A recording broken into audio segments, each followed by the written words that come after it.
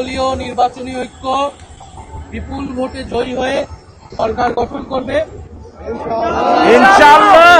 বাংলাদেশের সাধারণ মানুষ আমাদের সাথে আছেন এবং জুলাইয়ের আকাঙ্ক্ষাকে ধারণ করে সংস্কারের অগ্রযাত্রাকে নিয়ে যেতে হলে 10 দলীয় ঐক্য জোটের জয় লাভের কোনো বিকল্প নাই। আমরা যে কোনো মূল্যে 12ই ফেব্রুয়ারি নির্বাচন অনুষ্ঠিত হোক এটা চাই। সেই নির্বাচনে জয়লাভ করে আমরা সংসদে যেতে চাই। আমাদের সামনে এটাই এখন একমাত্র এজেন্ডা। সরকারের জায়গা থেকে নির্বাচন কমিশন নিরপেক্ষ আচরণ করছে না, এটা আমরা বিভিন্ন সময় আসছি। তারা একটি বিশেষ দলকে বিশেষ ধরনের সুবিধা দিচ্ছে। এই যে বিগত গত কয়েকদিন নির্বাচনী প্রচারণার নিয়ম না থাকলেও তারা নির্বাচনী প্রচারণা করেছে, অন্যদিকে গণভোটের পক্ষে প্রচারণা করতে যে আমাদেরকে নির্বাচন কমিশন সকল নোটিশ দিয়েছে। ফলে আমরা এটা বারবার বলেছি যে নিরপেক্ষতা থাকতে হলে নিরপেক্ষ আচরণ করতে হবে, কিন্তু আমরা চাই যে কোনো মূল্যে সামনের দিকে এগিয়ে যেতে।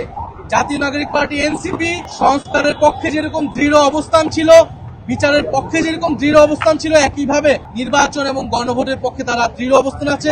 যে কোনো মূল্যে আমরা সুষ্ঠু নির্বাচন 12ই ফেব্রুয়ারি যাতে নিশ্চিত হয় সেজন্য যা যা করা প্রয়োজন তা আমরা করব।